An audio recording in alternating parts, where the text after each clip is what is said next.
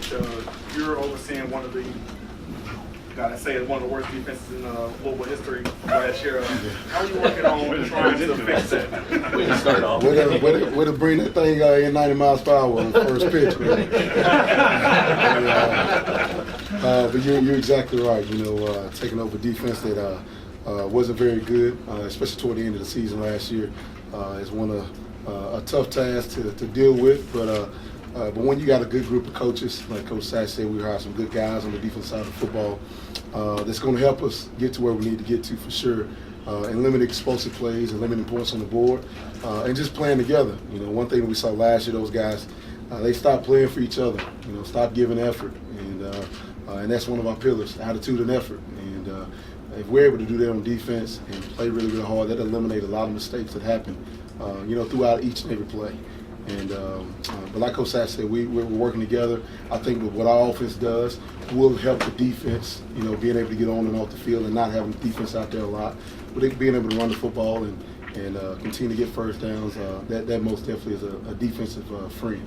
Who's some of the guys that are standing out right now on defense that you would say look out for in the season? Well, we always start up front. You look at a guy like G.G. Robinson, senior. We've challenged him since we've gotten here, and he's taken on that role the last probably about 4 practices. He's been lights out.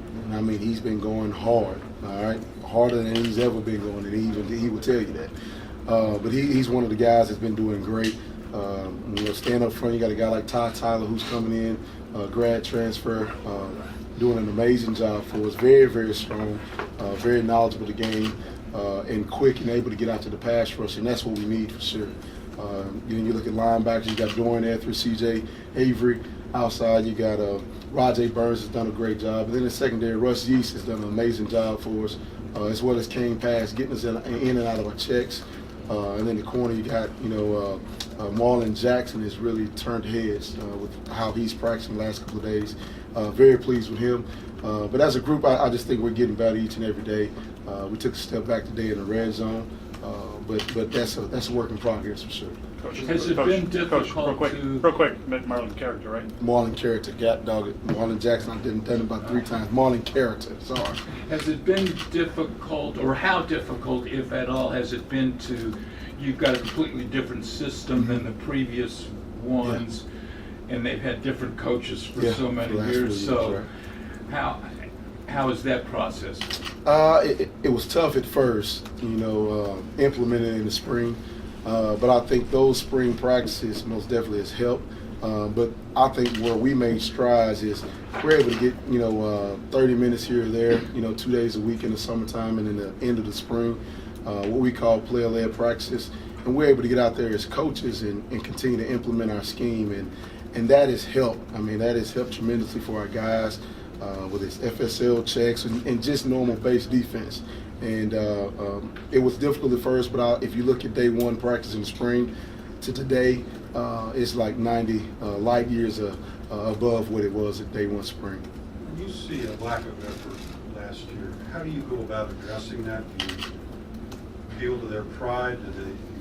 How do you motivate them? Well, it's a little bit of, we always tell them effort is between you and you. You got to be the one that's giving effort. I can't coach effort. That has to be deep inside you. But one thing we do defensively is we do what we call a hustle tape. And if you're not on that hustle tape, you won't play for me on Saturdays. And so that's how we practice. We're going to get to that football, and we show the guys hustle clips and who's on it. We highlight them. So every day we'll say, hey, you've been on the hustle tape. You've been on the hustle tape. By the end of the week, if you're not on the hustle tape, you're not going to play in the game for me on Saturday. And that's just the God honest truth. And we've been doing that for the last couple of years at App. And if you turn on our game film, that's one thing that you see. We get to that football, and that's what we're going to do here. And that's what we're trying to implement is that hustle tape. And the guys are really, really taking control of that, and they love it because they'll say, hey, you better get to that football, letting your buddy know you better get to the football or we're going to be running on the sideline. And we do some of the things after practice if I feel like we're not getting to that football as well. Bryan, I know some guys have talked about, I know you're a very energetic guy, very energetic coach. Some of the guys talk about that's kind of maybe what they needed. Did you sense, I think you would have done it no matter what, but did you sense that they needed something like that? Well, you're exactly right. That's just me. That's my personality. But you could tell, and I can say this out of spring ball, it may have been day 4. I was still being myself, but I think I kind of went over the top a little bit day 4. And a couple of guys said, Coach, we need that. That's what we need.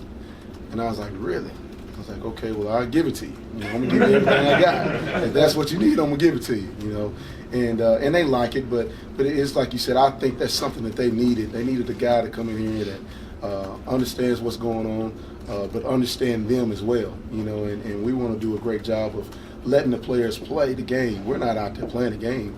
You can go in there and draw up anything on the board, but if they got to go out there and perform it, they got to execute it. You know, and so we always have a lot of feedback from our players. To say, hey, can you do this? They're like, no. If I'm in that position, I'll probably call this. Okay, well, let's call that then. That's what we like to do with our defense. But yes, I'm an energetic person. I think that's something they need. What's the difference between not getting effort and then just being outmanned and just not being good enough? Well, I think if you look at making plays on the ball or even in the backfield, and you got a guy that misses a tackle and he's right there, that's giving effort, but that's just being outmanned, all right? I think about if you're looking at giving effort, you think about a long play, okay, maybe a long play going across the sideline, and it may be 3rd and 8, and you got backside guys that are jogging and not sprinting, you know, or when the ball is in the air. I want to see all 11 guys or 10 guys, and that ball's in the air. I want to see them stick a foot in the ground and go chase the football right now. You could get a tip if you're a DB. You could also chase it down and somebody get a strip. We had a perfect example of the day with TJ Hull. He's a guy that's a linebacker. A deep ball was caught across the middle, and he chases it and made the call fumble. But that's effort. You know, that's effort. So when guys are not giving effort, loafing, and not chasing the football, that's what we call not giving effort. And you saw guys jogging last year? Oh, no doubt. No doubt. Did it get worse as the season went on? Yes, it did. You could tell. No doubt. You could tell toward the end of the season it was, you know, they played, but they didn't play for each other, and they'll tell you that themselves. You know, they didn't play for each other, and they didn't give great effort because it wasn't nothing else to play for. They weren't able to get to a bowl game. Scott said that they weren't the best tacklers out there today. What can be done to improve that? Continue to tackle. That's all you can do. You know, you got to continue to work on it. We do tackling circuit drills. I thought early on in scrimmage we did pretty well, okay, tackling. But toward the end of practice, when what we call old Freddie Soft, when he gets on your shoulder telling you, hey, you don't need to practice anymore. You can chill out a little bit. You ain't got to tackle this guy. It started entering practice today a little bit for us defensively, and that's when you saw a lot of missed tackles when those guys got tired. But we just got to continue working on each and every day and tackle as much as we can fall camp to get ready to tackle for sure. On day 4, what caused you to go over the time that you said? Well, I think if you look at, when I first got here that day 1, the first day of practice, I'm like, what in the heck did I get myself into, practice-wise? But then when you go day 3, you saw some strides, and I was like, look, maybe it's me. Maybe I need to do something to help get these guys over the top and give a little bit more effort. And but I think that's what it was, just me seeing the guys maybe need just a little extra push to play with passion. You know, coming out, we play music at practice, and guys just standing around. I'm like, we can have fun. The game of football is fun. So you can talk, you can laugh, you can joke, you can dance. And they just didn't know how to practice. They had no clue how to actually practice the game of football the right way. And it's not one-sided. It's not just an offensive, period where I can't go for a football if I'm a DP, or I can't throw up a running back if I'm a linebacker. That's not the game of football. You just don't run by a guy. You tag them off or you throw them up when you got pads on. And they just didn't know that. And that was our way of teaching them, hey, this is how you practice the game of football. Have fun and play the game. Make plays on the ball. And I think I just need to go over here just a little bit. What does it take to get on the hustle team? What does it take? Great effort. Great effort. So our coaches, we do a great job of looking at it and say, hey, here's an effort play on such and such. All right, circle him. But it's anything when we let our running backs run. After we thud, we let them run. And I want our guys continue to chase and tag them off and then jog it back. When the quarterback's running, throwing the football, you got a D lineman that's chasing or somebody blitzing. As soon as that ball is thrown, I want to see you stick a foot in the ground and you go chase the football. If you're giving effort, and I can tell when you're chasing the football at 100% as opposed to just going and chasing it, all right, and jogging, that's the difference. You can tell when guys, all right, start out slow and they speed up. That's still a loaf because they started out jogging.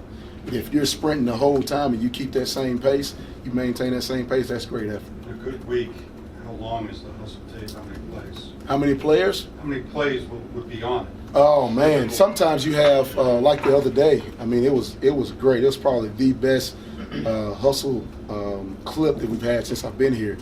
We had 10 guys on the hustle tape on one play, and so it depends on how many guys get on it on one play.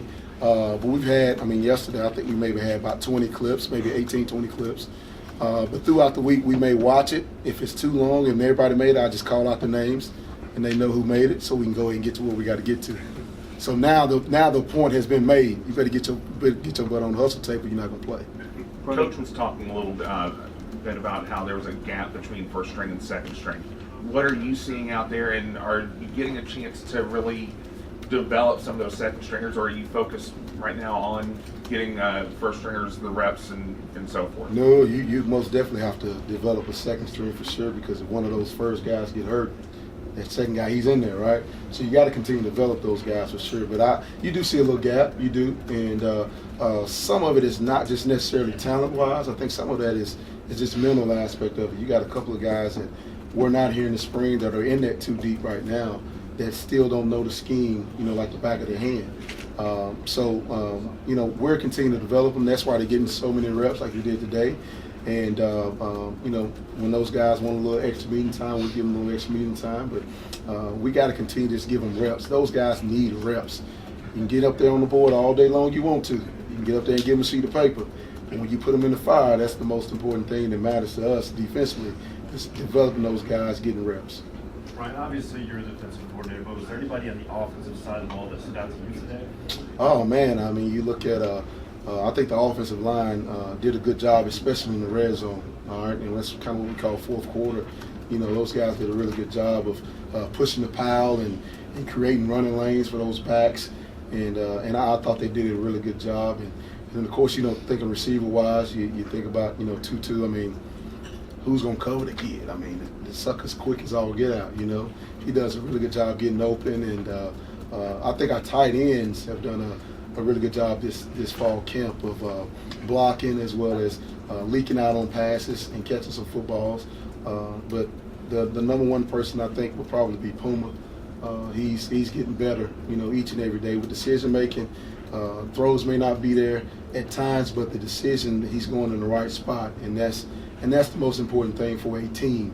You got to have a quarterback that can limit his mistakes and take care of the football, and just make sure he keeps offense on the sticks. Ron, for you, a guy like Monty, what can he do in your defense? It seems like he's a guy that made a lot of plays last year. Monty Caban? Yeah. Okay.